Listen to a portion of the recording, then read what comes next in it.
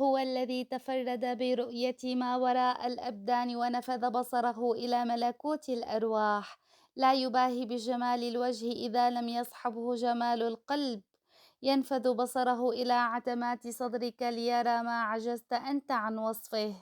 فبينما ينشغل الناس بقالبك وهندامك وكلماتك، ينشغل بصر الله بقلبك ونواياك وخفاياك، وهو وحده من يجزيك على طهرك الخفي. فإذا أحزنك أن الناس لم يروا تضحياتك أو لم يبصروا صدق قلبك، فتذكر أن تعاملك ليس معهم بل مع البصير. وصل اللهم وسلم وبارك على سيدنا محمد وعلى آله وصحبه وسلم. السلام عليكم ورحمة الله وبركاته. الله يسعد أوقاتكم، كل خير وصحة وسعادة. رجعت لكم بعد غياب، إن شاء الله ربي يكرمكم، اشتقت لكم كتير، وإن شاء الله هيك بتضلوا بخير وسالمين يا رب. إن شاء الله بقلب الفيديو بحكي لكم هيك ليش هالغياب صار معي. بس أول إشي هيك حابة لكم على طريقة المعمولة اللي أنا بساويها دائما وبعتمدها دائما، وكتير كتير طيبة هي الطريقة. رح أبدأ معكم بالمكونات. أنا كنت عم عير بالميزان نص كيلو سمنة، وهلأ بدي أحط كيلو، نص كيلو طحين ونص كيلو طحين فرخة بيقولوله. هاد السميد الناعم كتير كتير اللي بيجي متل البودرة متل الطحين. عيّرت نص كيلو طحين ونص كيلو طحين فرخة وخلطتهم مع بعضهم مع السمنة، كتير هيك عرقتهم منيح منيح لحتى كل يعني الطحين يتبلّغ بالسمنة، وغطيتهم وباحطهم بالبراد. يعني فيكن تتركون أقل شي نص ساعة وأكتر شي قد ما بدكن، بس بدكن تطلعوهم قبل بوقت مشان يعني هيك تطرى شوي العجينة وتتركوها بإيدكن.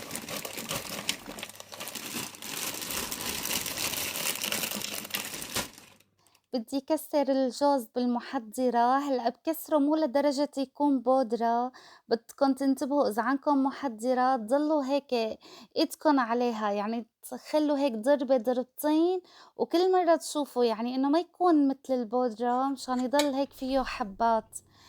إيه والله متل ما عم تشوفوا بعد ما طحنت الكمية، هلأ بدي أنا إنه أحطلها. هلأ حطيت معلقتين سكر، بس والله كنت مفكرة حالي عم صور طلعت ما عم صور. والقطر كنت كمان مساويته قبل بيوم وبارد ومغطيته، وسميك القطر بيكون. إيه حطيت 5 معالق قطر مشان بعدين بدي أفركن منيح منيح بإيدي مشان يشبك الجوز كله.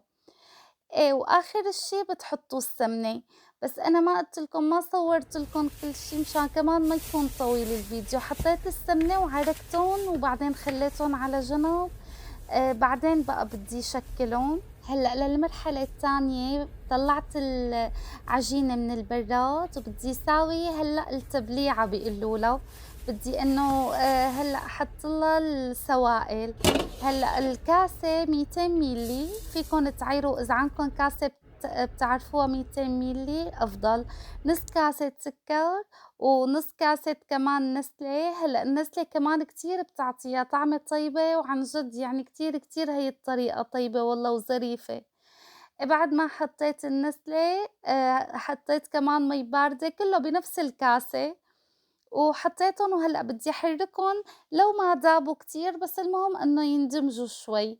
حرّكتن منيح منيح وبدي أنزل فوق العجينة اللي ساويتها بأول مرحلة. تركت لكم أخطاء وعثرات كيف انزلق معي، ورديت عملت كمان مرة تانية. إيه والله الحمد لله رب العالمين.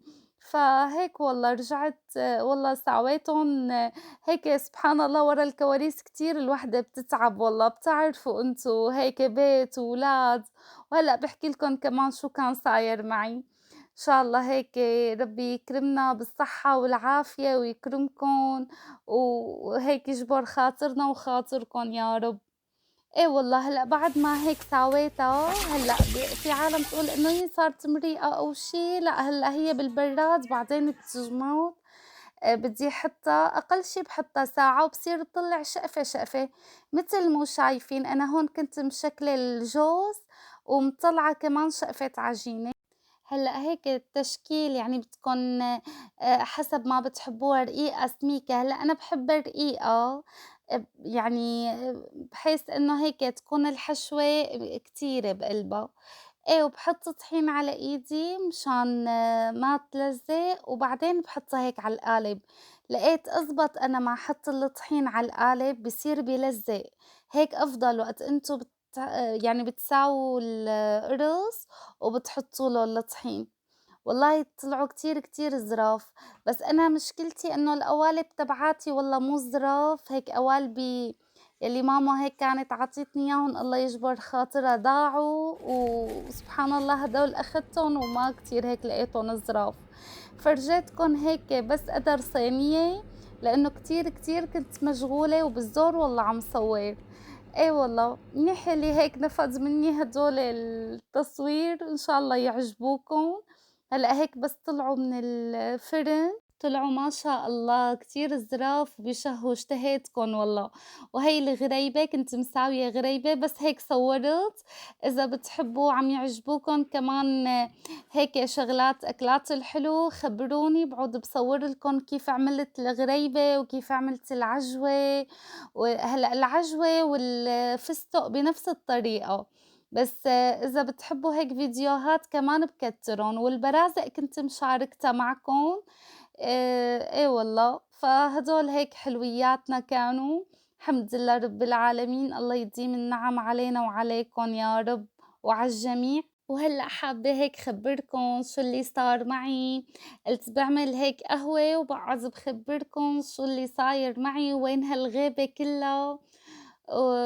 يعني والله ما باعرف شلون بدي أبدأ. هلأ أول شي في عدة أسباب. أول سبب إنه كانت بنتي الصغيرة كتير مريضة، والله ضلِت تقريبًا أسبوع الحرارة ما تنزل. رُحت على المشفى وقالوا لي إنه هذا فيروس، وبعدين كمان عطوني antibiotic اللي هو دوا الالتهاب. ويعني قالوا لي إنه بدها كمادات، وقعدت والله بصراحة انشغلت فيها كتير. هذا السبب اللي ما خلّاني ما أقعد صوّر وما عاد قال لي ما تتصور. وبنفس الوقت كمان إنه السبب التاني كمان إنه كان عندي أنا امتحانات، وامتحانين والله، وكنت كتير كتير مضغوطة يعني بشكل. فسبحان الله إنه صوّرت المعمول بجوز، وما عرفت والله بصراحة كيف صوّرته من كتر عن جد ما كنت مشغولة. ويعني الله بيعلم هيك شلون الإنسان بيمر بظروف كتير صعبة. و وسبحان الله وقت إجا العيد كمان بنتي كانت الحمد لله اتحسّنت، وقُلت لأ بدي صوّر هيك فلوجات معكم. فكمان زوجي مريض، ويعني سبحان الله مرق هالعيد كركبة. وبنفس الوقت كمان هيك متل اللي بالعيد بتستفقدوا لأهاليكم، بتستفقدوا سبحان الله أكتر شي هيك ماما وبابا الله يا رب يخلّي لي إياهم. خاصة إنه يمكن يعني ما رح هيك بتعرفوا قديش الوضع صعب بالغربة، وما عم تقدروا تشوفوهم وما عم تقدروا هيك يعني. صحيح الحمد لله في تليفونات والحمد لله في فيديو وعم نطمن عليهم.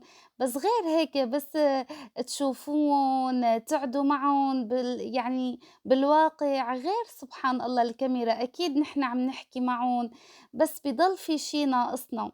يعني العيد بالغربة كتير بتحسّوا في إله غصّة سبحان الله. مو متل هيك تكونوا معُن، تروحوا لعندُن، تشوفوهم. فالحمد لله قدر الإمكان بنعمل هيك أجواء عيد بالبيت للولاد، بنعمل هيك قدر الإمكان بنقدر ناخدُن. الحمد لله رب العالمين، الحمد لله. الله يديم فضله علينا ويكرمنا، وإن شاء الله الله يجمعنا بأهالينا. وبنفس الوقت بهيك الأخبار الحلوة الحمد لله كمان إنه أنا نجحت بالامتحانين الحمد لله وبفضل رب العالمين. وسبحان الله هيك بعد منا صرت هيك بما إنه ما عاد نزّلت فيديوهات قُلت خلص بدي أترك، بعدين الله يجبر بخاطرهم في كتير من رفقاتي والحبايب اتصلوا فيني وليش ما عم تنزّلي فيديوهات، عن جد يعني حسّيت إنه قديش هيك إنه حابين فيديوهاتي، قال لأ والله فيديوهاتِك حلوة وهيك، قُلت لأ خلص يعني رجعت فكّرت بالموضوع وقُلت إن شاء الله يعني لو مرّة بالأسبوع إنه بس يكون الفيديو حلو وظريف. واو!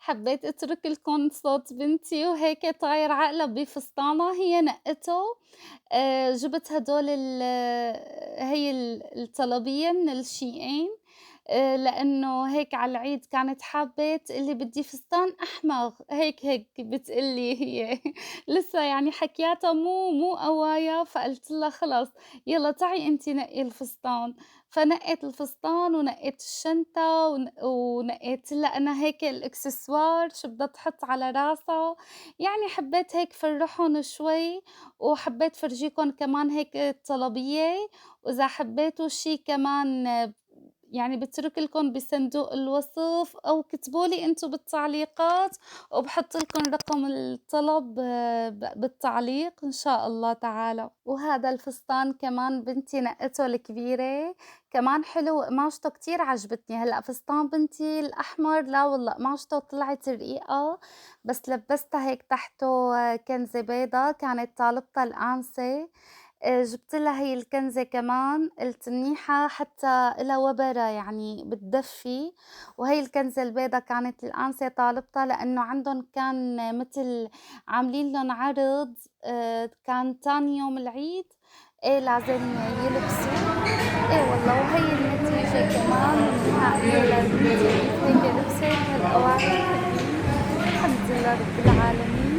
إيه والله وأخدناهن هيك بعد كم يوم بس اتحسّن جوزي كتير هيك كان ضايق خلقُن وقُلت لهم خلص بالفعل يعني قعدنا والله تقريبًا شي 12 يوم بالبيت ما يعني طلعنا لقرنا وهيك قُلت لهم خلص بدي آخدكم مشوار حلو، فرحنا هون على المول أول شي هيك لعبت بالألعاب، هلأ ما في ألعاب خرج بنتي الكبيرة، بس ألعاب هيك صغار. كمان لإنه بنفس الوقت في مدارس، فما في مجال إنه ناخدهم هيك لقرنة بعيدة أو شي، فقُلت لها لبنتي يالّا شو بدِّك تركبي اركبي، المهم هيك تنبسط تغيّر جو، هن الألعاب محظوظين تقريبًا. وبعدها فورًا تحلّينا هي التحلاية كتير طيبة، وخصوصي كمان منزلينها مع شوكولا دبي كتير طيبة والله.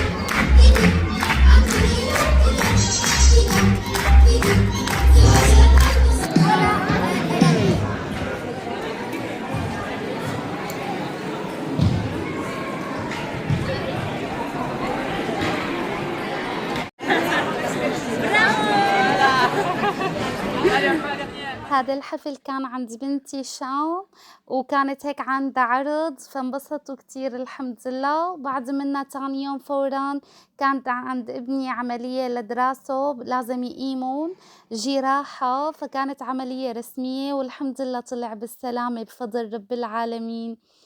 إن شاء الله ما تشوفوا مكروه، يالّا. وبعد يومين كمان كان عندي جامع ورحت على الجامع بنتي هيك حبت تروح معي، الله يجبر بخاطرها رفيقتي الله يسعدها كانت عاملت لها كيس خصوصي آكل هاد لشام، بتحبها كتير الله يجزيها عني كل خير وهيك يا رب يكرمها ويسعدها يا رب.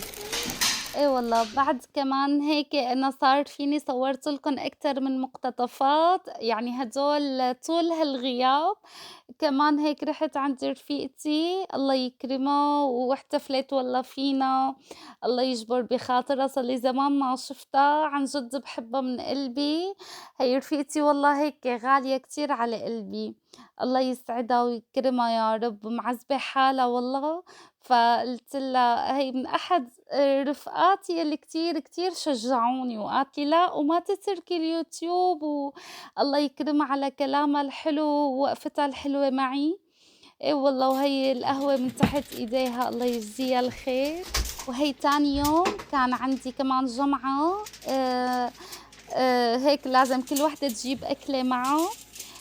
أنا جِبت معي فريكة، قُلت هيك سويت فريكة دجاج، بدي شاركها كمان معكم إن شاء الله، وسلطة قدّامها، وكنت حاطة الصوص لحال مشان ما تدبل السلطة، قُلت باتبّلها لمّا باوصل، يعني مطرح ما هيك عاملين الجمعة كمان هيك رفقاتي في أكتر من جنسية الله يجبر بخاطرهم، عاملين هيك أكتر من أكلة، سبحان الله أمّا بتتعرّفوا على ثقافات تانية وبتشوفوا الله هيك يجبر خاطرهم ويديم هالجمعات الحلوة يا رب. ولهون بوصل معكم لنهاية الفيديو، لا تنسوا تدعموني وتشاركوا الفيديو لكل مين بتحبوه، واستودعتكم عند رب العالمين.